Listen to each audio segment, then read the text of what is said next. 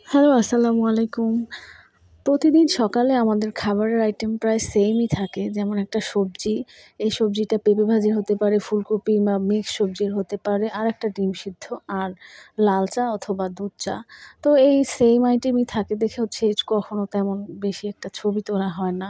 তো দুপুরের আইটেমে আমার বাচ্চার খাবার ছিল রুই মাছ, সিম, আলু, ফুলকপি, টমেটো দিয়ে হচ্ছে একটা রান্না। সরি, ফুলকপি দেওয়া হয়নি। তো আর টমেটো দিয়ে একটা ঘন ডাল রান্না করা ছিল। যেহেতু ২ টা খাবারে হচ্ছে টমেটো দেওয়া, তার জন্য ওকে আর টমেটোর সালাদটা এক্সট্রা করে দেওয়া হয়নি। তো আমাদের বাসার বড়দের জন্য সেই সেম রান্নাই হয়েছিল। শুধু হচ্ছে আমরা ২ টা ভর্তা এড করেছিলাম। এখানে রুই মাছ দিয়ে হচ্ছে সিম একটা ভর্তা করেছিলাম। আর আলু ভর্তা হচ্ছে কাঁচামরিচ দিয়ে। তো কাঁচামরিচ আর আলু ভর্তাটা খেতে আমার কাছে অনেক বেশি মজা লাগে এবং ভর্তা আর এরকম টমেটোর একটা ঘন ডাল হলে আমার মনে হয় না আর কিছু আমার দরকার আছে। কারণ আমি মাছ খেতে খুব একটা ভালোবাসি না।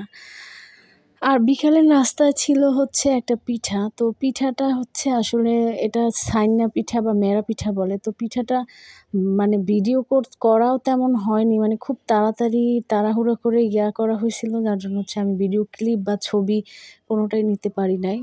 তো এটা হচ্ছে পিঠার গুঁড়ি আর এই যে সিদ্ধ করা গুড়ের পানি আর নারকেলের